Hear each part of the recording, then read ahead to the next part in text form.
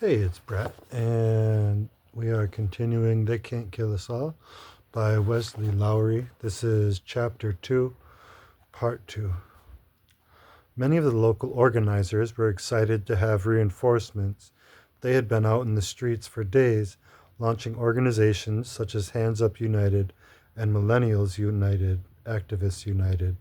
The Black Lives Matter rides had brought fresh bodies for the protest lines and fresh voices for the megaphones. But they had also brought with them the crowds of outsiders who hadn't been in these streets, whose eyes and tongues had yet to feel the bitter sting of tear gas.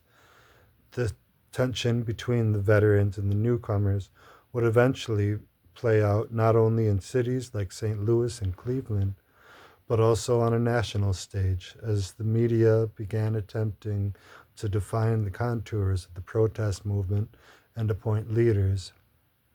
Even before the out of town buses had arrived, Ferguson protesters had begun using the chant, Black Lives Matter, and were punctuating the hundreds of that some of them were sending each day with hashtag Black Lives Matter. That hashtag, linked to the minds of its creators to their linked in the minds of its creators to their group and their network, inevitably took on a life of its own and became a mantle under which thousands of demonstrators, activists, and groups began protesting, both online and in the streets. Whether they wanted or intended it, the protest movement was being identified as the Black Lives Matter movement by the media, myself included, before most of us appreciated the difference between the rallying cry and the organization that preceded it.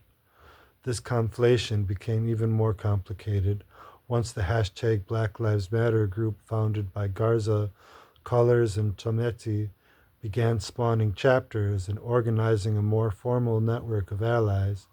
Black Lives Matter was now a widely adopted slogan, a movement, and its own organization, but that nuance and complication were lacking from nearly all the media coverage, due in part to laziness, but in fact more likely because at that point in the quickly moving story of the unrest in Ferguson, few reporters, myself included, could accurately grasp what exactly was happening. This reductive media coverage became a major fault line among the activists, who began to bicker about when exactly this movement had begun and who deserved credit for its inception. The three founders, or the organic protesters, in places like New York and Ferguson.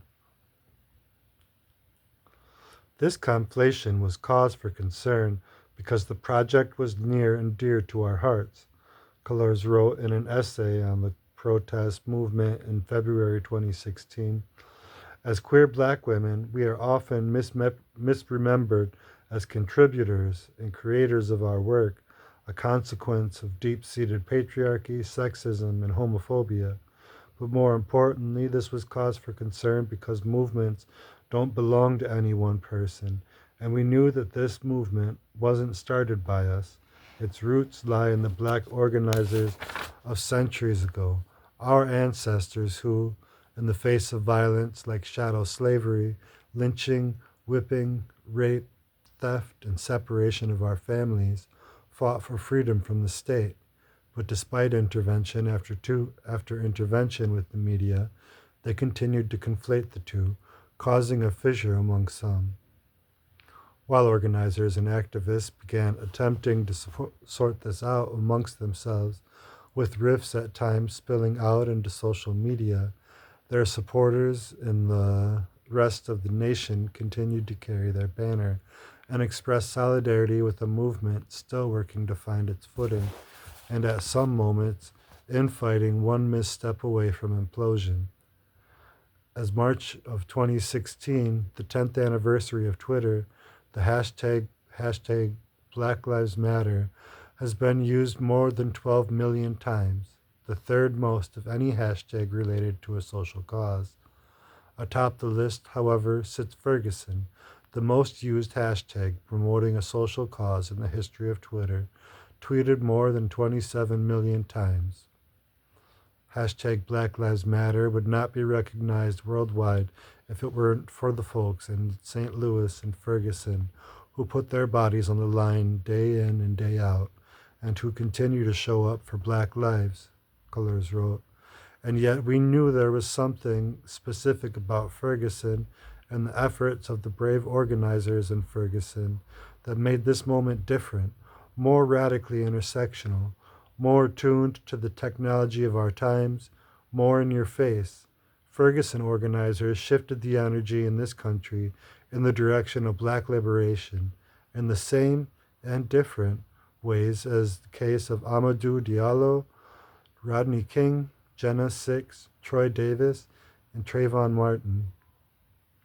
A small entrance and modest selection of the ground floor of the Guide to Culture are a clever mask for the West Side Cleveland bookstore's expansive basement meeting room, which by December 2014 had for months played host to an activist collective determined to achieve police reform in this city.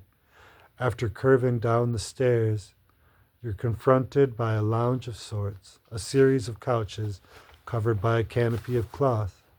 Around the corner, a large meeting table that seats well more than a dozen is surrounded by thick stacks of paperbacks. This is where the local protest movement in Cleveland incubated. Activists from the east side and the west side, young and old, gathered, at times daily, to strategize and get to know each other. We all knew we needed to do something.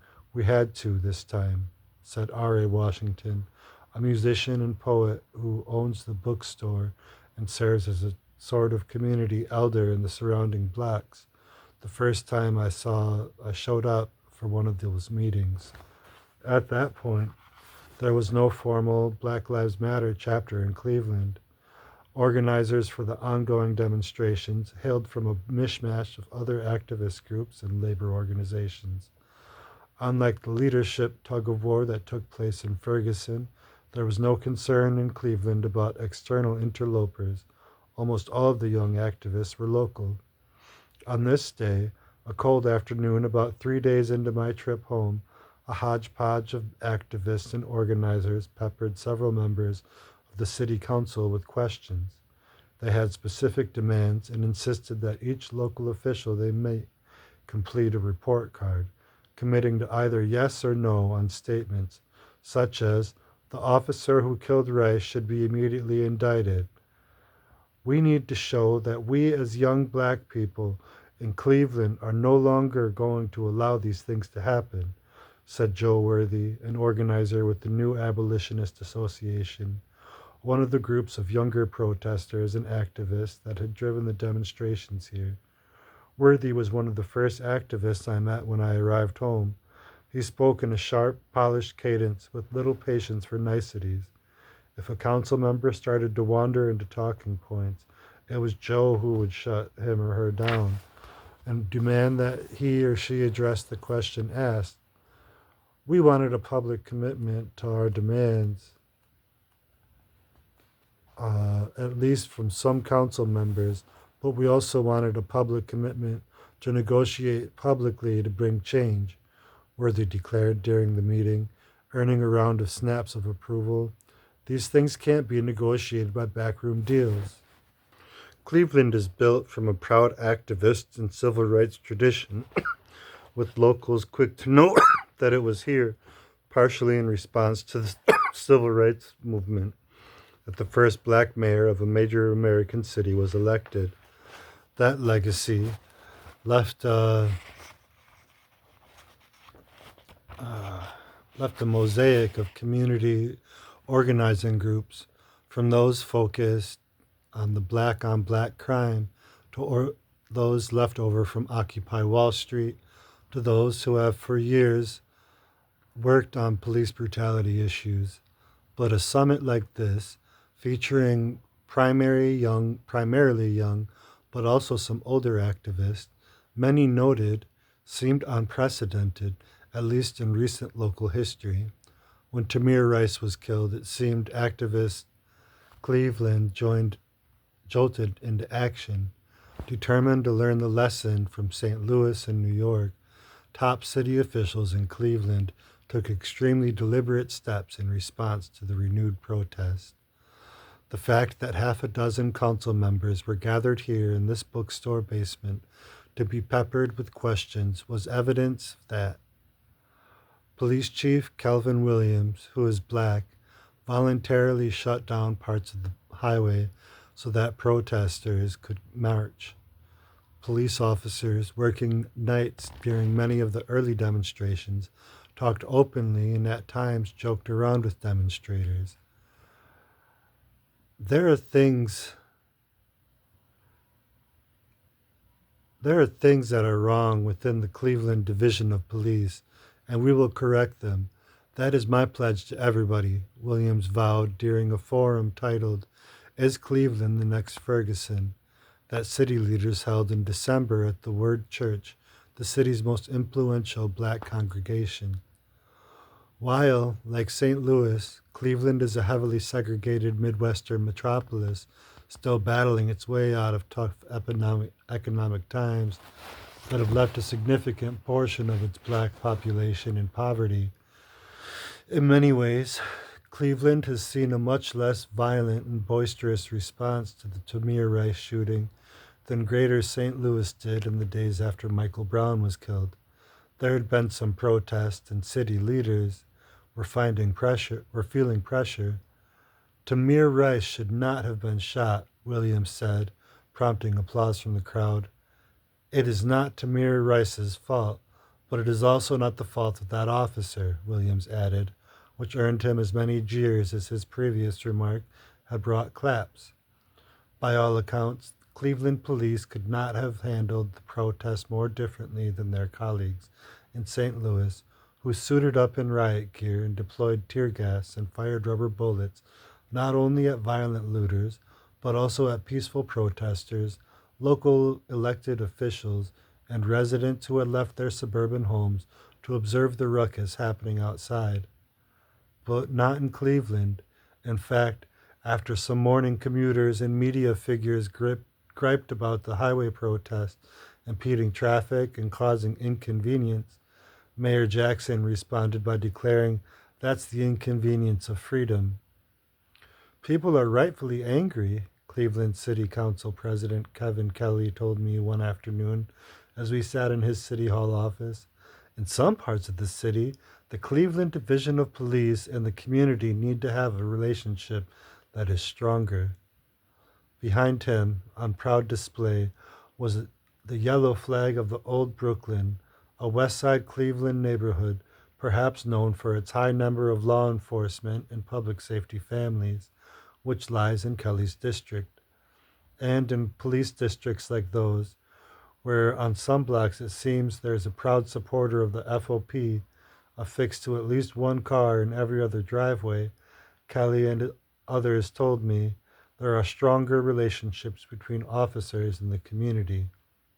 In my district, most residents are on a cell phone basis with the district commander. We know the person who we're going to call, said Kelly.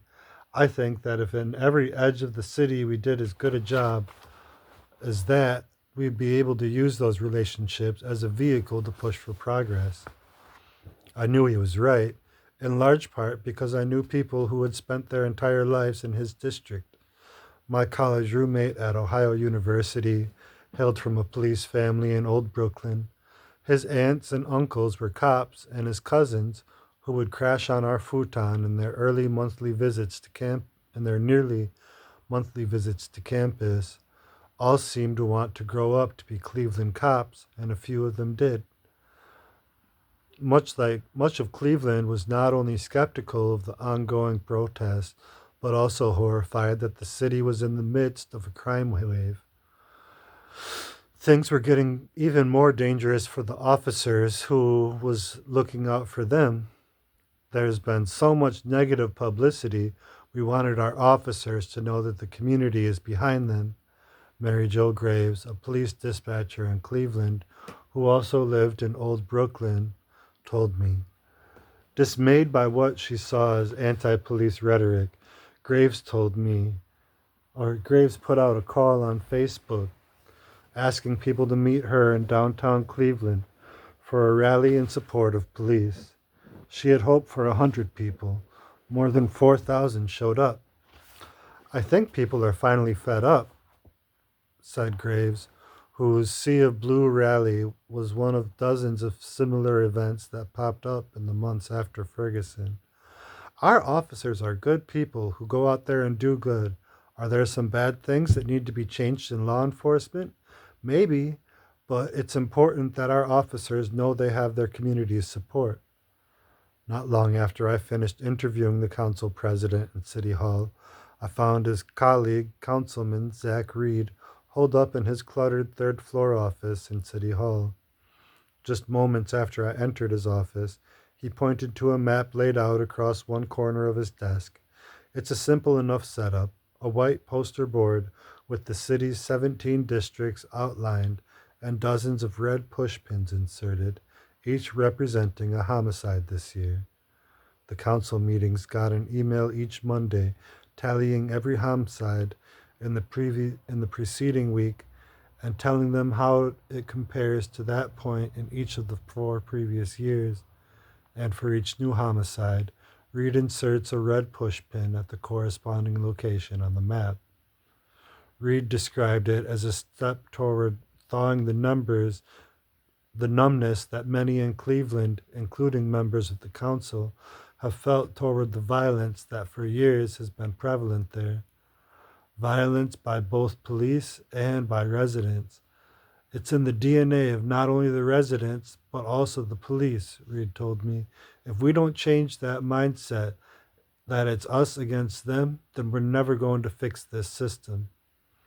Every Clevelander knows the long roster of names and cases in which either a resident was killed by police or a local crime story went national in part because it persisted due to residents' unwillingness to call police officers.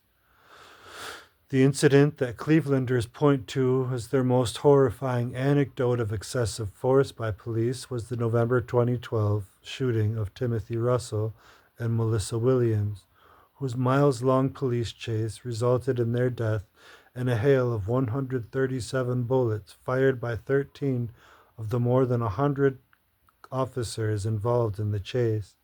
The pursuit began when the two drove past a police officer who believed that they had fired a gun from their vehicle. He radioed for backup, and so a chase that concluded with a sea of bullets, began a chase that concluded with a sea of bullets in a school parking lot. One officer, Michael Brello, emptied 2 separate 16-bullet clips and reloaded a third time before leaping onto the hood of the vehicle and firing bullets through the windshield into Russell and Williams' bodies. Both victims, it turned out, were unarmed. They had never fired the alleged gunshot that prompted the chase. Their car had backfired.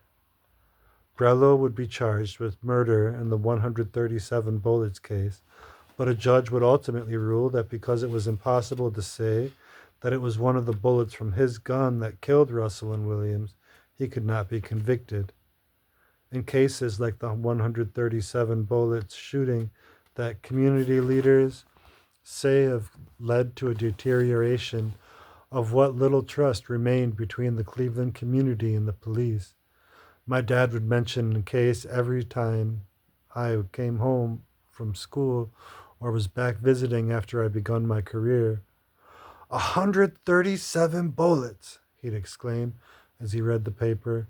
And the guy jumped on the hood of the car, he'd say with exasperation, crafting a gun with his fingers and mimicking the pow-pow of the fatal gunfire. Meanwhile, the DOJ concluded the police department has in many parts of Cleveland abandoned the community policing that once was prevalent throughout this city. On page 50 of the report, the DOJ stated, during our tours, we additionally observed that neither command staff nor line officers were able to accurately or uniformly describe what community policing is.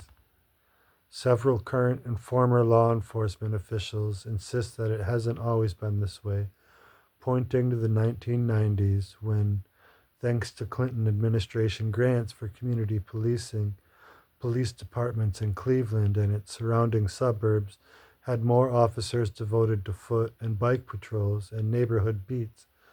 But when federal money dried up and the local police departments were hit with round after round of layoffs and budget cuts as the national, state, and local economies tanked in the mid 2000s, the community policing model became more stated policy than practice. A lot of times, the officers began to believe that the citizen of color is the enemy, and that at this point many of them aren't getting out of their cars to get to know them, said James Copeland, a retired police commander who spent 27 years working in East Cleveland, a majority black community that borders the city. The departments aren't representative of the community, so they don't understand the community. While 53% of Cleveland's almost 400,000 residents are black, only about 387 of the department's 1,551 officers are, about 25%, compounding the perception that the Cleveland police as an occupying force was the decision of the 2009 by the Ohio Supreme Court to rule unconstitutional Cleveland's home rule policy. Passed by voters in 1982, home rule had required police officers and firefighters, as well as other city employees, to reside within the city limits. While it had long been a contention with the police and fire unions, many observers credited the policy with keeping a valuable working-class tax base in the city, even as other Midwestern metropolises saw their employees flee to the suburbs in the 1970s and 80s. While a still recovering housing market has prevented mass exodus in the years since Cleveland's home rule was overturned, many officers who had been living within the city limits have since made the move out of the city where they work. The Supreme Court said that you don't have to live in the community, but if you're working in that community, then you're a resident of that community. You need to treat it that way, said Copeland. We know all about the Blue Code, but we need to let the people vent and then explain to the citizens about why we do what we do. We've got to talk to them first. We need to be transparent. That's called blue courage. In the meantime, pain continues to flow throughout Cleveland's streets as gun violence claims the lives of more residents. As Reed and other council members prepared for the upcoming Monday night meeting, they got their weekly homicide update. By this point of the previous year, the first week of December, there had been 83 murders. But this year, as the city was consumed in a fury of discussion about shootings and policing, 3 Clevelanders had been killed in the past week, including Amir Cotton, a 26-year-old black male and the city's 100th homicide of the year. By the end of 2014, homicides would number 102, an uptick from the previous year, and in 2015, homicides went up again to 118.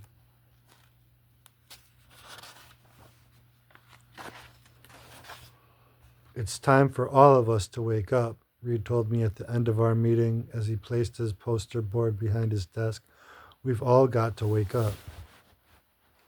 Cleveland would remain one of the primary battlegrounds of the movement for Black Lives, terminology organizers adopted to describe the protest movement throughout 2015, with demonstrations breaking out at various points during the year. It was one of a dozen locations where, during the Martin Luther King Jr. Day weekend, organizers gathered to reclaim the holiday, traditionally considered a day of service, in light of the failure to achieve the justice they had demanded in New York and Ferguson. Activists wanted to transform a day known for reflection into a day of disruption. Thousands were marching through the country, but only a few dozen were here in a musty church basement on Cleveland's east side when the poet began. His words cut the air, his message clear. Police killings were a genocide, and despite the promises of well-intentioned leaders, they were far from stopping. The performance was one of several that took place as protesters prepared signs for the second of two marches in Cleveland on the holiday. In total, somewhere between 100 and 200 would participate.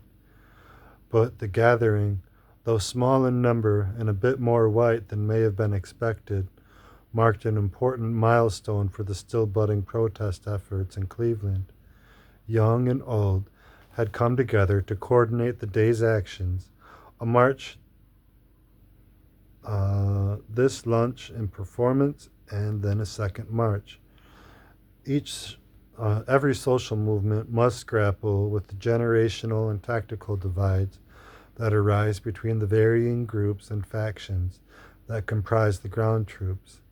In Cleveland, a city with a rich history of civil rights activism, there are not only black activist groups that have been around for decades, tracing their births to the last civil rights movement, but there is also a robust black political establishment. As an African American guy trying to make a difference, I am fighting the white establishment, and I'm also fighting the black establishment, said Alonzo Mitchell, a fixture among the world of 20 and 30-something Cleveland, who hosts a local radio show and MCs the city's New Year's Eve bash. I'd caught up with Mitchell, a towering figure punctuated by his tightly picked afro, a day earlier. Mitchell is the definition of outgoing, quickly rattling off half a dozen names of people in D.C. who must be mutual acquaintances of ours. He was right about it, at least half of them. He'd moved back here a couple years earlier after doing a stint in D.C. himself. He'd missed home. More young professionals, he believes, should move back to Cleveland.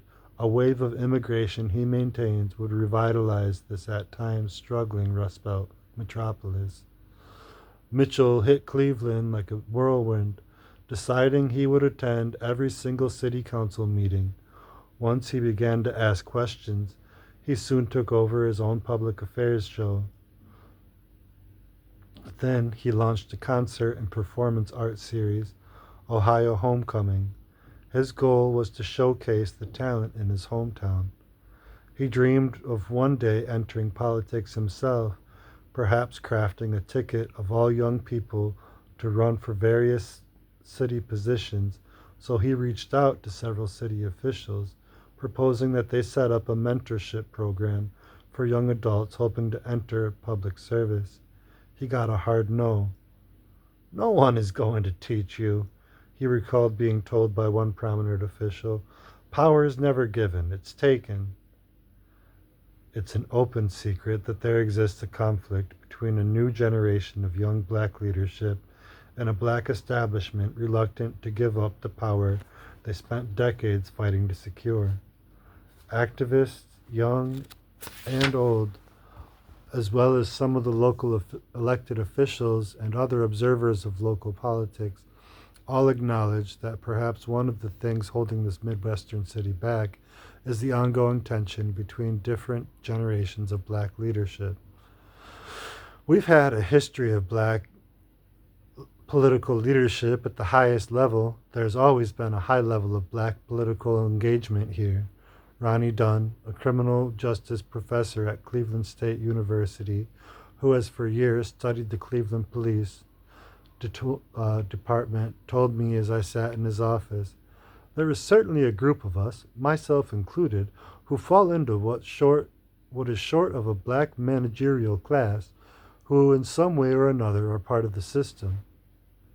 According to journalist Ari Berman, whose book Give Us the Ballot tracks the battle for voting rights in the 5 decades after the Voting Rights Act. A percentage of black registered voters in the South more than doubled, skyrocketing from 31% to 73% between 1965 and 2005. When the legislation became law in 1965, There were fewer than 500 black elected officials in the nation. By 2015, there were more than 10,500.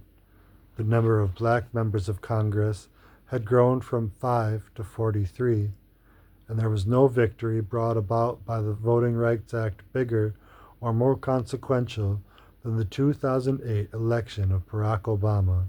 The civil rights generation had fought for equality at the ballot box, rightly recognizing that the right to vote was an essential tool in the broader fight for equality of experience. In 50 years, America had gone from being a country in which a black man named Barack Obama would likely have been unable to cast a ballot for president to a country in which he was elected president. Obama's unprecedented election gave rise to the hope that America had become a post-racial society. Historian Gary May wrote in Bending Toward Justice, his 2013 History of the Voting Rights Act. But the nation is not as different as it may seem. History reveals that important conditions come less from a revolution in white attitudes toward African Americans than from the Voting Rights Act effectiveness in altering electoral conditions. In other words, if the act had never existed, there is no guarantee that Mississippi would have had so many black public officials, or, for that matter, any at all. And ironically, it was Obama's election itself that indicated that race, for many, remained a divisive issue. In the early days after Ferguson, many asked when the young activists would begin holding voter registration drives, but that question in and of itself betrayed an old way of thinking. Why vote? I remember one young activist asking me, having a black president didn't keep the police from killing Mike Brown. During a forum moderated by PBS's Gwen Ifill, not long after the shooting, local rap artist and activist ch2pt2 rejected the suggestion by Senator Claire McCaskill, a Democrat, that getting out the vote was the first step toward fixing Ferguson's systemic issues. The lack of trust that is so palpable right now, the way to fix that is to make the government look more like them, McCaskill said, prompting ch2pt2 to ask, what do you say to those of us who are involved in the political process already? In a post-Ferguson world, young black activists were eager to work outside the system. I voted for Barack Obama twice, ch2pt2 said that evening, and I still got tear gassed. A seat at the table, the new generation of black activist reasons, isn't worth much if your fellow diners still refuse to pass you a plate. In the months after Tamir Rice was killed, some bridges had been built between the young activist, and the established political class, both black and white. Among those meeting most frequently with the young protest organizers were several black city councilors, as well as prominent local professors, including Dunn, who readily self-identify as part of the black managerial class. All of us are trying to push for real reform, said Jason Eugene, a 36-year-old organizer who was a key bridge between the various protest and activist factions in Cleveland. We all want Cleveland to break this cycle. And that spirit flowed throughout the small church basement where several dozen had gathered on the afternoon of Martin Luther King Jr. Day, as a group of 3 young Hispanic men, brothers, performed a rap song they had written about police brutality. Many older organizers in the audience nodded along. Minutes later, a city councilman walked in to join the gathering. I never would have imagined that we would have this much unity and this many people come together around addressing some of these issues, said Al Porter, a veteran organizer who has worked on organizing protests around police brutality issues in Cleveland for decades. I just wish it hadn't taken us this long. As the year came to a close, Cleveland still had a demon hovering over it, Would the officer who shot and killed Tamir Rice be charged with the crime? I figured the local prosecutor, Timothy McGinty, who had a reputation for being tough and who had proved willing to take on cases that others might not have prosecuted, would announce near the end of the year that there would be no charges. The bad news would be sandwiched sometime between Thanksgiving and Christmas, when lake effect snow might make it impossible for protests to swell to uncontrollable levels, and that's exactly what happened. The case had been initially investigated by the Cuyahoga County Sheriff's Department, which turned its findings over to McGinty's office. As the investigation stretched from weeks to months and eventually passed the 1 year mark, the Rice family and civil rights activists grew increasingly agitated, convinced that no charges for the officers were forthcoming. Why would they think otherwise? Most painful for the activists, even more so than the financial peril faced by the Rice family, had been the extended video of Tamir's death, released on January 7, 2015, which showed not only the split-second shooting that took his life, but also a scene minutes later when his sister realized that he had been hurt and raced to him only to be tackled into the snow by one of the officers. "I'm sick, I'm crying," DeRay McKesson, the protester from Ferguson, texted me on the day the extended video footage was released. By this point, DeRay, too, had amassed tens of thousands of followers on Twitter and sent dozens of tweets each day publicizing the latest police shooting news. "I just keep thinking about what if that was my sister running to me. It's too much." McGinty fueled their frustration by simultaneously releasing witness statements and other evidence to the press and the grand jury, an unusual move that he said was intended to provide transparency. Attorneys for Tamir's family insisted that this move telegraphed McGinty's intention to let the officers walk free. In the meantime, Tamir's mother and sister found themselves in dire financial straits. "The incident has shattered the life of the Rice family," the family's attorneys wrote in one court filing. Quote, "In particular, Samaria Rice, Tamir Rice's mother, has since been forced to move to a homeless shelter because she could no longer live next to the killing field of her son." End quote. Providing for the Rice family quickly became a priority for many of the young activists associated with the broader protest movement, not just in Cleveland, but across the country.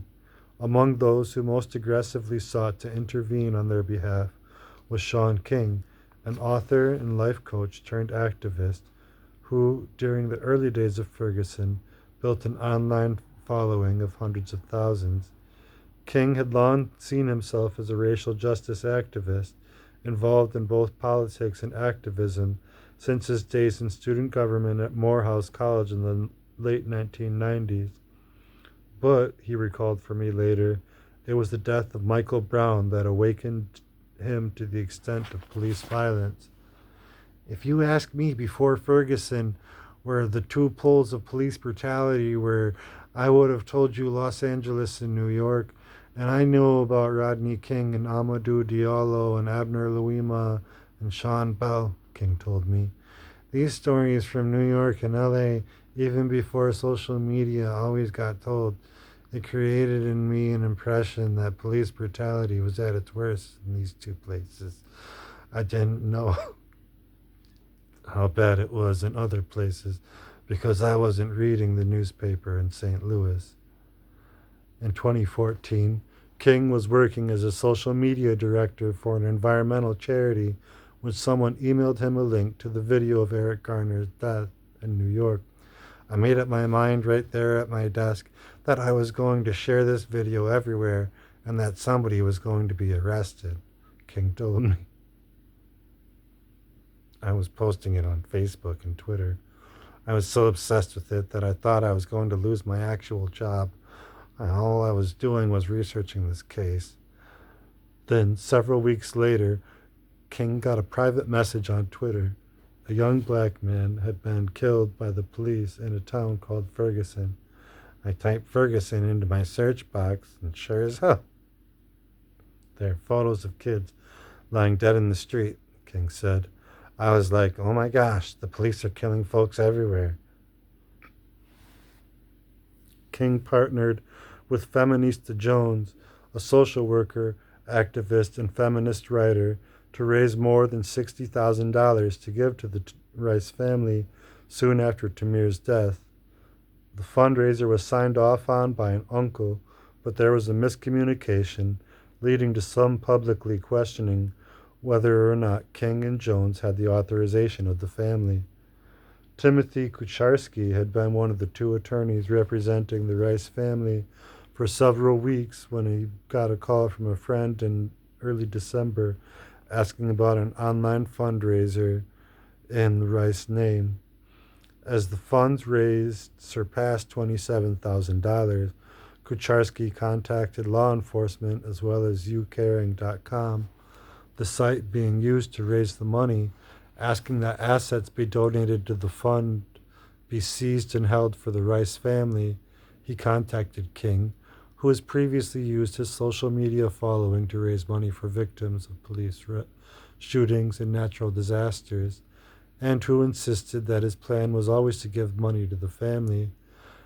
As they went back and forth, the number of Twitter users began insisting that the fundraiser was a scam and demanding it be halted. It didn't help that King had become one of the most frequent targets of vitriol among political opponents of the protest movement. The backlash was in part his own doing. He had a complicated work history, which included time as a pastor, a motivational speaker, and a fundraiser. His posts on Twitter and Facebook were emotionally and rhetorically charged. He leveraged his presence to drive attention to overlooked cases and to disseminate small but important updates about best-known police shootings. But King also had a propensity to play a bit fast and loose with facts, and to fall into profane, aggressive arguments with media personalities, other activists, and political enemies. Here was the darker side of the immediacy and expedience afforded by social media. In the hands of the movement's political enemies, legitimate criticisms about King and others snowballed into a barrage of personal attacks and hate. While many had raised questions, the worst accusation ever substantiated against King related to inaccuracies in his online dispatches and irregularities in the financials of the nonprofit organizations he had previously led. While some argued that he had stolen money he had raised for families of victims of police violence, several investigations into those allegations found nothing of substance. When professional attacks didn't silence King, conservative blogs and writers began to attack him personally, culminating in a sustained week-long effort to prove that King, a biracial man, was in fact white and had been lying about his race for his entire adult life. And as a sidebar, he is proven and confirmed to be white. A big criticism of Sean King is that he grifts people. This is personal editorial. I'm going to do a video on that soon. But I will wrap this part up and have the third part of this chapter and complete it tonight or tomorrow.